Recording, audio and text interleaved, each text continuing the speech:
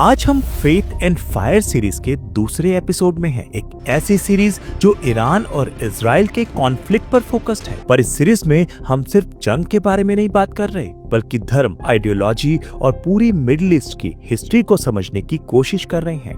हम ये देख रहे हैं कि ये कॉन्फ्लिक्ट सिर्फ राजनीति नहीं है, ये धर्मों की सोच, पुरानी सिविलाइजेशन और लंबे समय तक चली आ रही स्टोरीज का रिजल्ट है। हम पूरा सफर कवर कर रहे हैं, पास्ट से लेकर प्रेजेंट तक, चाहे वो वॉर हो, रिलीजन हो, आइडियोलॉजी हो या पॉलिटिकल स्ट्रेटजी। पिछले एपिसोड में हमने ईरान और इजराइल के बीच के कॉन्फ्लिक्ट की कहानी देखी, कब शुरू हुआ, क्यों हुआ और कैसे वो आज तक चलता आ रहा है। आज के एपिसोड में हम और भी पीछे जा रहे हैं, उस समय तक जब प्रॉफिट भी नहीं आए थे, जब ना इस्लाम था, ना क्रिश्चियनिटी, ना जुडाइज्म। तब मिडिल ईस्ट में कौन से देवता थे, लोग किस तरह के धर्मों में विश्वास करते थे और कैसे वो बिलीव्स आज तक जिंदा है। आज हम देखेंगे कैसे मेसोपोटामिया, इजिप्ट, पर्शिया जैसे सिविलाइजेशन ने धर्मों का फाउंडेशन रखा, जो बाद में इस्लाम, जुडाइज्म और क्रिश्चियनिटी तक पहुंची। और ये समझना इसलिए जरूरी है क्योंकि ईरान और इजराइल के बीच की सोच इन्हीं पुरानी सिविलाइजेशन से निकलती है। तो चलिए देखते हैं कब, क्यों और कैसे मिडिल ईस्ट के पुराने देवताओं ने दुनिया को बदला। सबसे पहले बात करते हैं मेसोपोटामिया की। मेसोपोटामिया को दुनिया का क्रेडल ऑफ सिविलाइजेशन कहते हैं। ये वो रीजन है जो आज के इराक में है, यूफ्रेटिस और टाइग्रिस नदियों के बीच का इलाका। यहीं पे सबसे पहली सिटीज बनी, जैसे अरक, लगाश। ये सब कब हुआ? लगभग 3500 BC से 3000 BC के बीच। तभी से राइटिंग डेवलप हुई थी, जिसे कहते हैं क्यूनिफॉर्म स्क्रिप्ट। तभी मेसोपोटामियन लोगों के पास एक पावरफुल बिलीफ सिस्टम था, पॉलीथीज्म। हर नेचुरल फोर्स के लिए एक अलग देवता, जैसे Anu sky god, Enlil air god, Enki water god, Ishtar love और वॉर की देवी। इश्ता को मेसोपोटामियन माइथोलॉजी में एक बहुत पावरफुल और डेंजरस देवी माना जाता था। कहानी कहती है कि इश्ता किसी भी राजा से खुश हो जाती थी, लेकिन अगर वो राजा उसे खुश नहीं रखता था तब वो उसका पूरा किंगडम तबाह कर देती थी। मेसोपोटामियन गॉड्स के लिए बड़े बड़े जिगुरेट बनाए जाते थे, ह्यूज टेम्पल टावर्स। जिगुरेट का डिजाइन कुछ पिरामिड जैसा होता था, लेकिन ये लेयर टेरेसेस होते थे। लोग समझते थे कि इन देवताओं को खुश करना उनकी ड्यूटी है। अगर देवता खुश नहीं होते तो ड्रॉट, फ्लड्स या इन्वेशंस हो जाते। ये रिलीजन पूरी तरह से फियर और रिचुअल पे बेस्ड था। एक इंटरेस्टिंग बात ये है कि मेसोपोटामियन किंग्स कहते थे कि वो देवताओं के रिप्रेजेंटेटिव हैं, जैसे किंग गिलगमेश, जिसके ऊपर लिखा गया है वर्ल्ड का पहला epic, the epic of Gilgamesh. Gilgamesh के बारे में माना जाता है कि वो 2/3 डिवाइन और 1/3 ह्यूमन था। ये कॉन्सेप्ट आगे चल के फिर इजिप्शियन और पर्शियन किंगशिप में भी दिखने लगता है कि किंग्स डिवाइन अथॉरिटी से रूल करते हैं। अब ये सवाल आता है, मेसोपोटामियन बिलीफ्स का ईरान और इजराइल के बीच के कॉन्फ्लिक्ट से क्या कनेक्शन है? मेसोपोटामिया ने एक आइडिया दिया, एक सुप्रीम गॉड का कॉन्सेप्ट। इनिशियली लोग हर एलिमेंट के लिए अलग देवता मानते थे, पर धीरे धीरे कुछ लोग कहने लगे कि एक ही बड़ा गॉड सबसे ऊपर है, जो सब कुछ कंट्रोल करता है। यही आइडिया बाद में मोनोथिज्म के कॉन्सेप्ट में कन्वर्ट हुआ। ये कॉन्सेप्ट जुडाइज्म में गया, फिर क्रिश्चियनिटी और इस्लाम में। और यही फंडामेंटल डिफरेंस आज भी ईरान और इजराइल की आइडियोलॉजिकल लड़ाई में बेस है। अब मेसोपोटामिया से थोड़ा वेस्ट चलते हैं, इजिप्ट की तरफ। इजिप्ट नाइल के आसपास बसा हुआ था। ये सिविलाइजेशन भी बहुत एंशिएंट है। लगभग 3100 BC में इजिप्ट यूनिफाई हुआ अंडर द फर्स्ट फेरो, नार्मर या मीनिस। इजिप्शियंस डीपली रिलीजियस थे। उनका बिलीफ सिस्टम भी पॉलीथेस्टिक था, पर इजिप्ट के गॉड्स थोड़े डिफरेंट थे, जैसे रा, सन गॉड, जो सबसे सुप्रीम माना जाता था, और Cyrus, God of underworld, ISIS, mother goddess, harrows, falcon headed God, जो किंगशिप को सिंबलाइज करता था।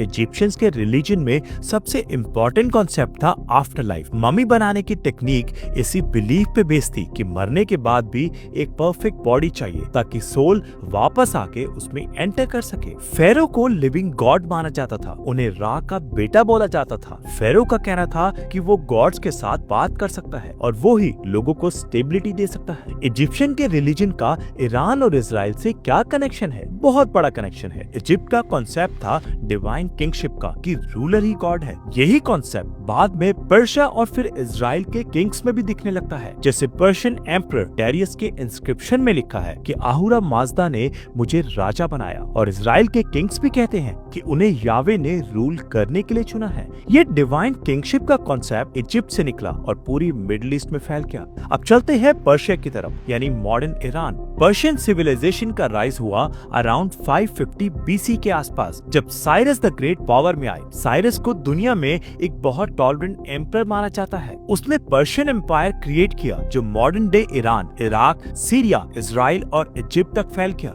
पर पर्शिया का सबसे यूनिक कंट्रीब्यूशन है उनका रिलीजन, ज़ोरोएस्ट्रियनिज्म। प्रॉफिट ज़ोरोएस्टर या ज़ैराथुस्ट्रा ने ये रिलीजन एस्टेब्लिश किया था। ये कब स्टार्ट हुआ? स्कॉलर्स के बीच डिबेट है। कुछ कहते हैं 1500 बीसी, कुछ कहते हैं 1000 बीसी। ज़ोरोएस्ट्रियनिज्म ने एक बहुत पावरफुल आइडिया दिया, गुड वर्सेस एविल की लड़ाई। अहूरा माजदा सुप्रीम गॉड है जो लाइट, ट्रूथ और गुड का सिंबल है। उसके ऑपोजिट है एंग्रा मेन्यू या आरिमन जो एविल, डार्कनेस और लाइस का सिंबल है।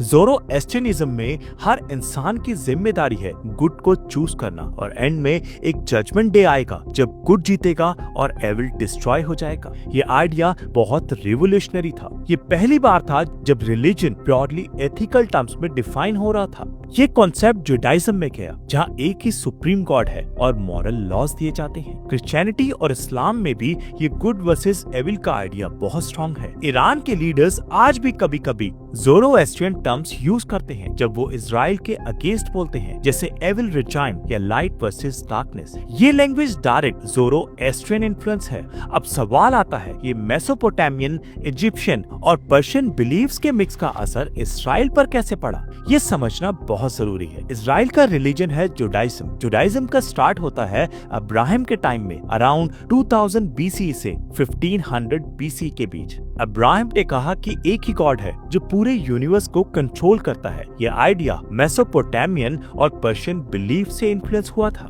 पर जुडाइज्म का ट्विस्ट ये था कि गॉड पर्सनल है, वो इंसान से डायरेक्टली बात करता है और वो एक कॉवेनेंट बनाता है अपने लोगों के साथ। जुडाइज्म के टेक्स्ट में लिखा है कि गॉड ने अब्राहम से प्रॉमिस किया कि वो उनके डिसेंडेंट्स को एक प्रॉमिस्ड लैंड देगा जो आज के इजराइल के एरिया में है। ये आइडिया इजराइल की आइडेंटिटी का कोर है। इजराइल के लीडर्स कहते हैं कि वो लैंड गॉड ने उन्हें दिया है। ये नैरेटिव बहुत पावरफुल है, इसलिए इजराइल के लिए वो लैंड सिर्फ टेरिटरी नहीं है, वो रिलीजियस आइडेंटिटी है। और यही नैरेटिव ईरान के नैरेटिव से क्लैश करता है। ईरान के लिए वो लैंड पैलेस्टाइन की है। ईरान के लीडर्स कहते हैं कि वो ज़ायनिस्ट ऑक्यूपेशन के अगेंस्ट फाइट कर रहे हैं। ईरान अपने आप को इस्लामिक वर्ल्ड का प्रोटेक्टर मानता है। ये आइडियोलॉजिकल और रिलीजियस क्लैश तब से चालू है जब से इजराइल एग्जिस्ट करता है। जुडाइज्म से ही क्रिश्चियनिटी और इस्लाम निकले। क्रिश्चियनिटी कहती है कि जीसस मसीहा है, इस्लाम कहता है कि मोहम्मद लास्ट प्रॉफिट है। पर बेस आइडिया वही है, एक सुप्रीम गॉड, मोरल रिस्पॉन्सिबिलिटी और गुड वर्सेस एविल की लड़ाई। ये सब पुरानी सिविलाइजेशन के मिक्सचर से निकला है। ईरान और इजराइल के बीच के कॉन्फ्लिक्ट में ये पुरानी सोच का डीप इन्फ्लुएंस है। ईरान के लीडर्स कहते हैं कि वो एक होली मिशन पे हैं इजराइल के अगेंस्ट। इजराइल के लीडर्स कहते हैं कि उनका लैंड उनका प्रॉमिस लैंड है जो गॉड ने दिया। ये दोनों नैरेटिव्स थाउजेंड्स ऑफ इयर्स पुरानी सिविलाइजेशन से जुड़े हैं। अगर हम देखें तो मिडिल ईस्ट की पॉलिटिक्स समझने के लिए ये हिस्ट्री बहुत जरूरी है। अगर हम मेसोपोटामिया, इजिप्ट, पर्शिया के देवता और आइडियाज को नहीं समझेंगे तो हम नहीं समझ पाएंगे कि आज ईरान और इजराइल अपने आप को कैसे देखते हैं। ये सिर्फ बाउंड्रीज की लड़ाई नहीं है, ये कल्चरल और स्पिरिचुअल वॉर है जो एंशिएंट टाइम से चली आ रही है। सबसे बड़ा दुख ये है कि आम लोग इस सब में पिस रहे हैं। ईरान के लोग भी शांति चाहते हैं, इजराइल के लोग भी बस नॉर्मल लाइफ जीना चाहते हैं। पर लीडर्स, रिलीजियस नैरेटिव्स और पॉलिटिकल प्रोपेगेंडा मिलकर एक ऐसा कॉन्फ्लिक्ट क्रिएट कर देते हैं जिससे मिडिल ईस्ट कभी स्टेबल नहीं हो पाता।